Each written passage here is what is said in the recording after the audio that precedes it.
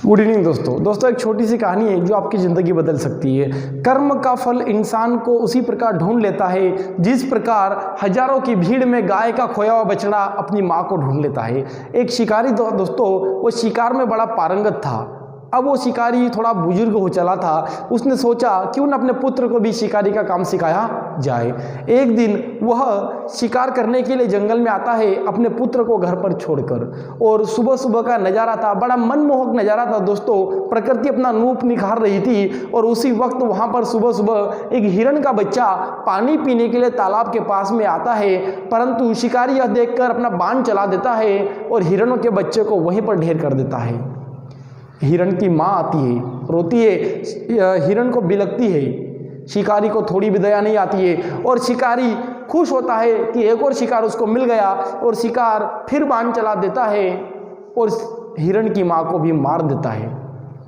और कुछ समय बाद जंगल में फिर सरसराहट की आवाज़ आती है और शिकारी फिर अपना बाण चला देता है और एक और शिकार वो कर देता है।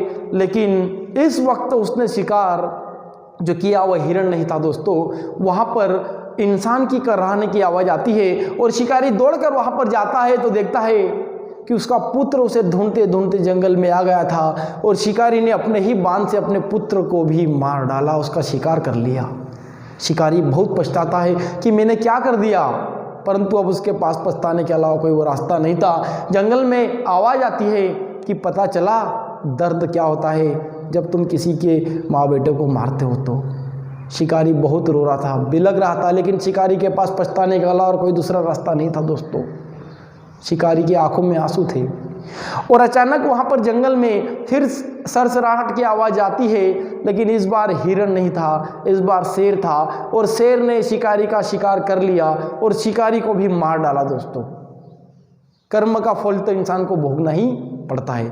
जैसा शिकारी ने कर्म किया वैसा उसको फल भोगना पड़ा। इसलिए मैं आपसे कहता हूँ कर्म आपका पीछा उसी प्रकार करता है जिस प्रकार हजारों की भीड़ में खोया हुआ गाय का बछड़ा अपनी माँ को ढूंढ लेता है, इसी प्रकार आपके द्वारा किया गया कर्म आपको भी ढूंढ लेता है। इसलिए अपने जीवन में अच्छे कर्म करते चलिए दोस्तों। ये कहानी हमें यही शिक्षा देती है। जय हिंद, जय भारत।